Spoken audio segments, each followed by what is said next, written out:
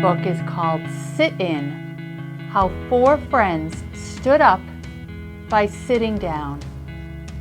And it's about a true story, how on February 1st in the year 1960, 4 friends wanted to order food. They didn't need a menu. Their order was simple: a donut and coffee with cream on the side. And here's what happened when they tried to order. We must meet hate with love. These were Dr. Martin Luther King Jr.'s words that got them started. 4 hungry friends eager to eat. Each took a seat at the Woolworth's lunch counter in Greensboro, North Carolina. David, Joseph, Franklin, and Aziel sat quiet and still, with hearts full of hope, with Dr. King's words strong and close. They were college students with a plan. It was February 1st, 1960. They didn't need menus. Their order was simple: a donut and coffee with cream on the side. Woolworth's was busy, so the friends waited, patiently, silently, without a fuss. They were the only black kids at the counter. David, Joseph, Franklin, and Aziel sat while everyone else got served. At first, they were treated like the hole in the donut, invisible. Others tried to ignore them. The waitress watched and refused them. This was a sign of the times: whites only. This was the law's recipe for segregation. Its instructions were easy to follow. Do not combine white people with black people. Segregation was a bitter mix. Now it was the friends' turn to ignore and refuse. They ignored the law and refused to leave until they were served. Those kids had a recipe too, a new brew called integration. It was just as simple: combine black and white to make sweet justice. For them, integration was better than any chef's special. Integration was finer than homemade cake. Integration was a recipe that would take time. So David, Joseph, Franklin, and Aziel sat quiet and still, with hearts full of hope, with Dr. King's words strong and close: be loving enough to absorb evil. They sat straight and proud, and waited and wanted a donut and coffee with cream on the side. After sitting and waiting and wanting, a police officer came, but the 4 friends wouldn't leave. The police officer didn't know what to do.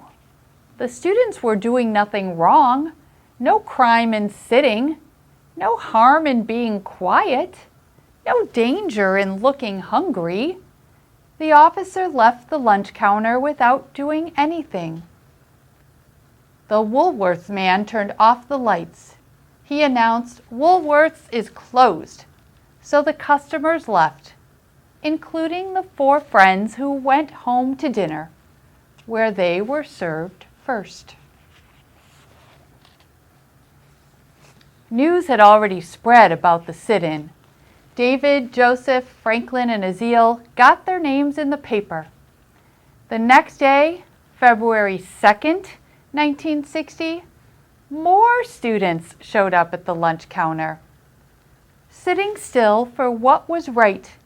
No reservations needed at Woolworth's.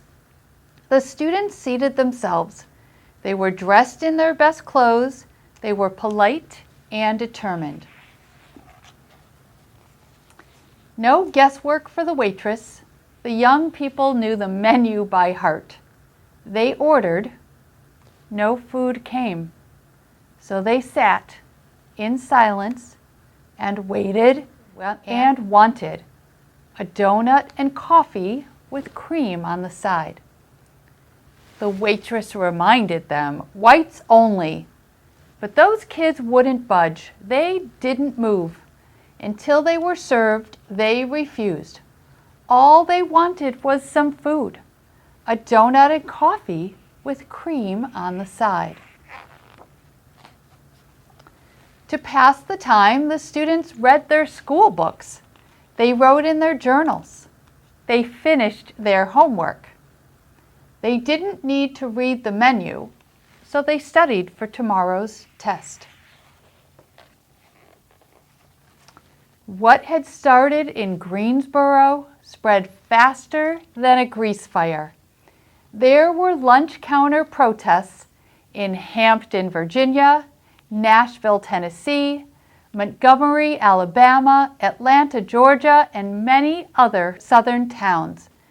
If lunch counters could go from whites only to all welcome, if segregation could turn to integration, if black people and white people could break bread together, everyone would pass the test. Everybody would score high, A+, with that coffee and cream on the side. But many folks were not motivated to make that grade. As the sit-ins grew, angry people gave the students a big dose of hatred, served up hot and heaping.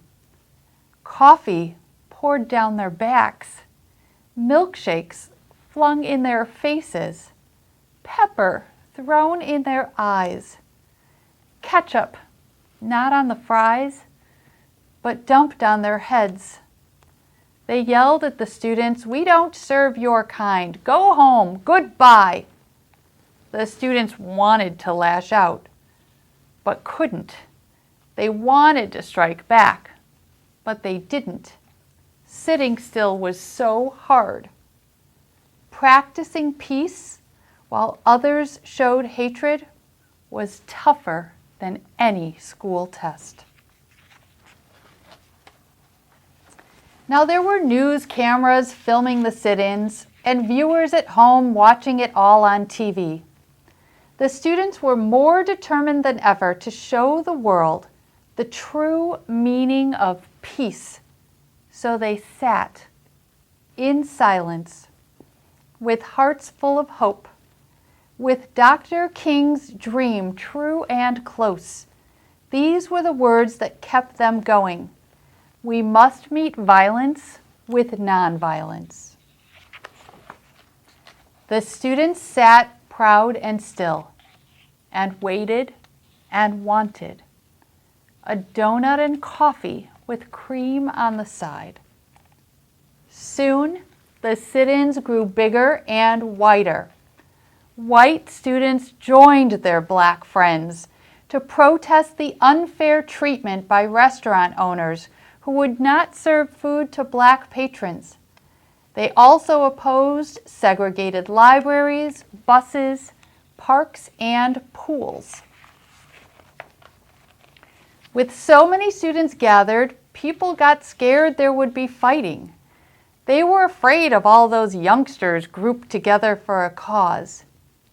Even though the students were committed to peace, the police now took action. They accused the students of loafing. They arrested them. They took them to jail. The students didn't resist. They didn't fight. Instead, they sang freedom songs to keep the peace. They held Dr. King's words steady and close. Demonstrate calm dignity. Soon folks were so busy arguing about who was right and who was wrong that they stopped going to Woolworths and other segregated places. Some shops were forced to integrate to keep their businesses alive, but the struggle was far from over. In April, an activist named Ella Baker organized a student leadership conference at Shaw University in North Carolina to help the young demonstrators. With Ella, the students formed the Student Nonviolent Coordinating Committee. Inspired by Dr. King, they came up with powerful words of their own. These are the words that became the SNCC slogan: "We are all leaders."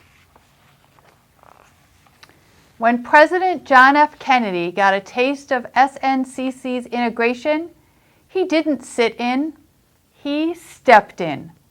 On June 11, 1963, the president went on TV. He urged Americans to treat each other fairly. He then told Congress to take action against segregation. This became the Civil Rights Act of 1964. On July 2, 1964, President Lyndon B. Johnson made the act a law. It banned segregation in public places. The hard work and courage of these brave students paid off. They had taken a bite out of segregation. Now it was time to savor equality. Now they were ready for a big sip of freedom.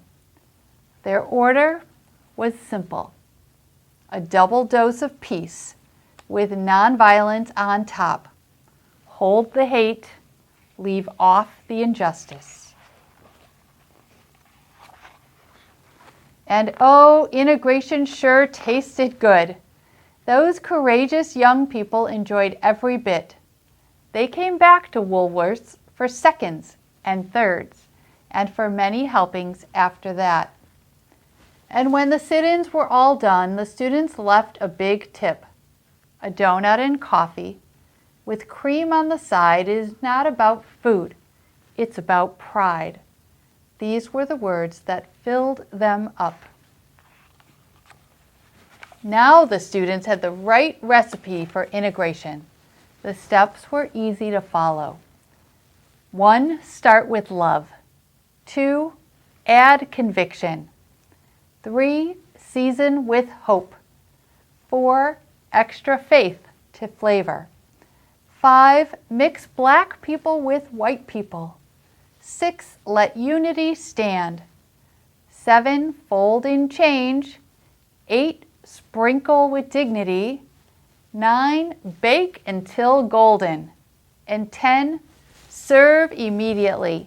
It makes enough for all.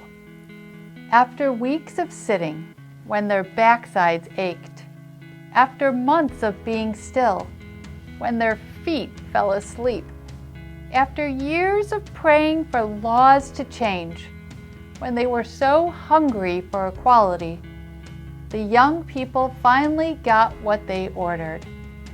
It was worth the wait. It was served to them exactly how they wanted it. Well done. The end.